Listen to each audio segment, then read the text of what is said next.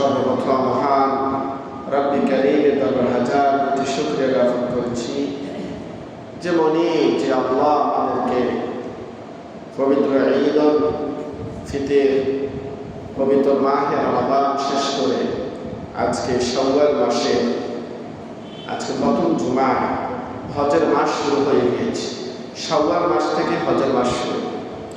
এই জন্য আল্লাহ রাব্বুল আলামিন আজকে আমাদেরকে শাওয়াল মাসের প্রথম জুমায় আল্লাহর আশা বসার তৌফিক দান করেছে। সকলে বলে আলহামদুলিল্লাহ। দুরূদ ও সালাম ফেরত করছি মানবতার মুক্তির দূত, মানবতার যিনি বাহক ছিলেন, যে মানুষদেরকে মুক্তির পথ দেখিয়েছেন, আলোর পথ দেখিয়েছেন, পথহারা মানুষদেরকে সঠিক পথের সন্ধান দিয়েছেন। আইয়ামে জাহিলিয়াতের যুগে, বর্বরতার যুগে, অন্ধকারের যুগে মানুষদেরকে সত্যের পথে, ন্যায়ের পথে আহ্বান করেছেন। তিনি হচ্ছেন আর কেউ নয়, আপনার আমার প্রিয় নবী হযরত মুহাম্মদ রাসূলুল্লাহ সাল্লাল্লাহু আলাইহি ওয়াসাল্লাম। দেখুন আল্লাহ কত দয়ালু মেহেরবান, যে আল্লাহ আমাদেরকে একটি রমাদান সুন্দর শেষ করেছি। আবার শাওয়াল মাসের আজকে প্রথম জুমায় আল্লাহ আসার তৌফিক দান করেছেন। ঠিক কিনা বলেন? যেদিন ঈদের সালাত নামাজ পড়ে মসজিদ থেকে বাড়ির দিকে রওনা হয়েছে, সামনে গিয়ে শুনি একজন মানুষের মাইকিং হচ্ছে। আল্লাহ দেখেন, ইচ্ছে করলে তো তাকে আল্লাহ হায়াত দিতে পারতেন, ঠিক না? কিন্তু তার এতটুকু হায়াত ছিল, 1 সেকেন্ড আগেও না 1 সেকেন্ড পরেও না। ইচ্ছা করার সুযোগ আল্লাহ তাকে দেয় না, কারণ এই পর্যন্তই তার হায়াত ছিল, কিছুই করার নাই। সেই আল্লাহ কারীম থেকে, রব্বে কারীম থেকে এতটুকু হায়াত রিজিক তিনি প্রাপ্ত হয়েছে, যতটুকু সময় অবস্থান তিনি পৃথিবীতে করেছেন। ঠিক কিনা বলে? ঠিক আমরাও এরকম 1 সেকেন্ড বেশি পাবো না, কমও পাবো না। فَإِذَا جَاءَ أَجَلُهُمْ لَا يَسْتَأْخِرُونَ سَاعَةً وَلَا يَسْتَقْدِمُونَ। যখন মানুষের চূড়ান্ত সময় এসে যাবে, মৃত্যুর সময় যখন ঘনিয়ে আসবে, তখন তাকে আর ছাড় দেওয়া হবে না। সামনেও যেতে পারবে না, পিছনেও যেতে পারবে না, ডানও যেতে পারবে না, বামও যেতে পারবে না, সুযোগ নেই। তাকে ফিরে যেতে হবে কোন দিকে? সুম্মা ইলাইনা তুরজাউন। আল্লাহ, অথবা তাকে কার দিকে ফিরে যেতে হবে? আল্লাহ। আলহামদুলিল্লাহ। কারণ এই জন্য শুকরিয়া জ্ঞাপন করছি যে আল্লাহ আমাদেরকে এখনো ভালো রেখেছেন। আরেকটি সুন্দর জুমা আল্লাহ আমাদেরকে দিয়েছেন, আমরা সকলে একত্রিত হয়ে পেরেছি। ঈদের আনন্দ ভাগাভাগি করে আল্লাহ রাব্বুল আলামিন যে নিয়ামত আমাদেরকে দিয়েছেন, সেই নিয়ামতের শুকরিয়া আমরা যেন আগামী 1 বছর যেন আমরা করতে পারি, আল্লাহ যেন সে তৌফিক আমাদের দান করেন। সবাই বলুন আমিন।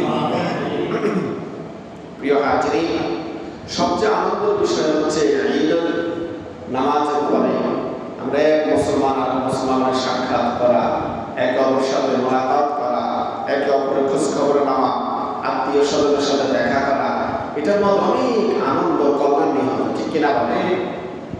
আল্লাহর হাবিব সাল্লাল্লাহু আলাইহি ওয়াসাল্লাম বলেছেন, এক মুসলমান আর মুসলমানের মধ্যে 6টি হক রয়েছে। কোন কোন হাদিসে 5টি রয়েছে।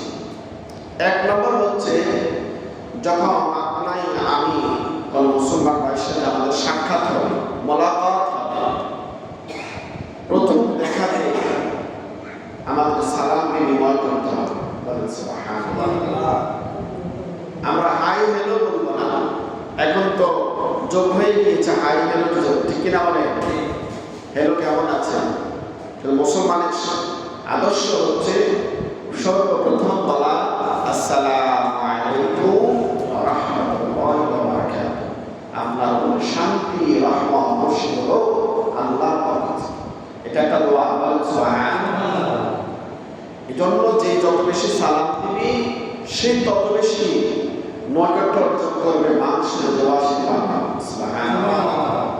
সালাম যিনি দিবেন উভয় জন একশো নেকি সওয়াব, নেকি পেয়ে যাবেন সালামের মাধ্যমে। সুবহানাল্লাহ। এই জন্য সালাম আমাদের থেকে উঠে গেছে। এই জন্য আজকে আমাদের প্রতি একের প্রতি অপরের আন্তরিকতা, ভালোবাসা বেড়ে চলে গেছে। আমাদের মধ্যে মুআমালা, মুআশারা, লেনদেন, কথাবার্তা, কাজকর্ম এগুলো থাকবে, ঠিক না বলে? ঝগড়া ফাসাদ সব কিছু থাকবে। সামাজিকভাবে চলতে হলে একের সাথে অন্যের সাথে বেচার আছে, কথাবার্তা মন মালিন্য হবে। কিন্তু আল্লাহ হাবিব সাল্লাল্লাহু আলাইহি ওয়াসাল্লাম ইরশাদ করেছেন, এক মুসলমান অপর মুসলমান থেকে 3 দিনের বেশি অতিক্রম করতে পারবে না, কথা না বলে থাকতে পারবে না, নিষেধ। এজন্য যার সাথে আপনার রাগ অভিমান আছে তাকে যেখানেই দেখবেন সালাম বিনিময় করে দেবেন। আপনার পক্ষ থেকে আপনাকে সালাম দিয়ে দিবেন, 1 দিন 2 দিন 3 দিন আল্লাহর রহমত ওনার উপর আল্লাহ নাযিল করে দিবেন। সুবহানাল্লাহ। দ্বিতীয় নম্বর হচ্ছে যে আমাকে আমার ভাই মুসলমান ভাই দাওয়াত দিয়েছে। হাদিস শরীফে এসেছে যে মুসলমান এক মুসলমান মধ্যে হকের মধ্যে দ্বিতীয় নম্বর হচ্ছে যখন দাওয়াত দিবি তখন দাওয়াত কবুল করা। আপনার মেয়ের বিবাহ হচ্ছে, বাড়িতে একটা অনুষ্ঠান করেছে, আপনার প্রতিবেশী আত্মীয় স্বজন আমরা দাওয়াত দিই না বলে? অবশ্যই। কিন্তু আপনি যদি দাওয়াতটা কবুল না করেন, গ্রহণ না করেন, যদি আপনার বাড়িতে না যান, তাহলে সামাজিকভাবে যে নামাটা আসবে সে মনে মনে ভালো ধারণা করবে তার সাথে তার ঝগড়া হয়েছে, ফাসাদ হয়েছে, এই জন্য সে আসে না, ঠিক কিনা বলে? সামাজিকভাবে সে একটু ছোট হয়ে যাবে। এই জন্য আমরা চেষ্টা করব দাওয়াত যখন দেব দাওয়াত কবুল করব, দাওয়াত গ্রহণ করব। বিপদ যদি না আসে, বিপদ আসতেই না, একটা ওই থাকবে যে আমার সমস্যার কারণে যেতে পারি না, সবাই দেখবে। কিন্তু আমরা কি করবো? দাওয়াত গ্রহণ করব। এটা হক, মুসলমান ভাই এক মুসলমান ভাই হক। 3 নম্বর হচ্ছে আপনার কাছে যদি কোনো ভাই পরামর্শের জন্য আসে, ভালো একটা পরামর্শের জন্য যদি আসে, আপনি তাকে উত্তম পরামর্শ দিতে হবে। কারণ আল্লাহ বলে দিয়েছেন ওয়াতাওয়াসাউ বিল হাক্কি ওয়াতাওয়াসাউ বিস সাবর। মানুষ তোমরা সবর এবং ধৈর্যের উপদেশ দাও, মানুষদেরকে সত্যের উপদেশ দাও। সুবহানাল্লাহ। আবার হাইকোর্ট দেখাই দিয়েন না। আমাদের তো কাজ হলো নিজেরা মীমাংসা করলে করতে পারি, কিন্তু তাকে থানা কোর্ট কাছারি এগুলো দেখাই দেয়, এরকম আছে না? এটার মধ্যে তার অর্থ খরচ হয়, তার পেরেশানি থাকে, কত বিপদ, ঠিক কিনা বলে? পেরেশানির আর শেষ থাকে না। এই জন্য আমরা যারা আছি, কোনো ভাই যদি আমার কাছে আপনার কাছে আসে পরামর্শের জন্য, সুপরামর্শের জন্য, অবশ্যই আমরা তাকে সত্যের উপদেশ দিব। আল্লাহ পাক যেন সেই তৌফিক আমাদের দান করেন, সবাই বলেন আমিন। 4 নম্বর হচ্ছে যদি কোনো মুসলমান ভাই হাসি দিল, আমরা হাসি দিই না? হাসি আপনার পাশে কেউ দাঁড়িয়ে যদি হাসি দেয়, এই হাসির উত্তর দাও আপনার ওয়াজিব। যদি আপনি হাসির উত্তর না দেন তাহলে আপনি গুনাহগার হয়ে যাবেন। হাসির উত্তর কিভাবে দিবেন? যিনি হাসি দিবে তিনি বলবেন আলহামদুলিল্লাহ, আর যিনি শুনবে তিনি উত্তর বলবেন ইয়া রাহমাতুল্লাহ। সুবহানাল্লাহ। কত সুন্দর উত্তম বদলা, উত্তম দোয়া, ইয়া রাহমাতুল্লাহ। 5 নম্বর হচ্ছে যে যদি কোনো মুসলমান ভাই মৃত্যুবরণ করে তার জানাজায় অংশগ্রহণ করা, শরীক হওয়া। বলেন না সুবহানাল্লাহ। এক মুসলমান যখন আমার আত্মীয় স্বজন হোক, প্রতিবেশী হোক, যদি সে মৃত্যুবরণ করে, আমি যদি তার জানাজায় অংশগ্রহণ করি, তাহলে আমার আমল নামায় 1 কেরাত সওয়াব আল্লাহ রাব্বুল আলামিন লিখে দিবেন। বলেন সুবহানাল্লাহ। 1 কেরাত কি? হাদিস শরীফে এসেছে 1 কেরাত সওয়াব হচ্ছে উহুদ পাহাড় পরিমাণ। সুবহানাল্লাহ। সুবহানাল্লাহ। 2 নম্বর হচ্ছে যে ব্যক্তি জানাজা অংশগ্রহণ করবে এবং মাটি দিবে, 2 কেরাত সওয়াব। তাহলে 1 কেরাত হচ্ছে উহুদ পাহাড় পরিমাণ আপনি অংশগ্রহণ করেছেন। দ্বিতীয় নম্বর হচ্ছে আপনি যখন মাটি দিবেন, মাটি দেওয়ার ফলে তার জন্য দোয়া করবেন, তখন আরো 1টি কেরাত আপনার আমল নামায় আল্লাহ সুবহানাল্লাহ বলে। যেন আমরা যেখানে জানাজা যাব চেষ্টা করবো, যদি কাজ না থাকে আমরা জানাজা অংশগ্রহণ করে মাটি দিয়ে দোয়া করে তারপর ওখান থেকে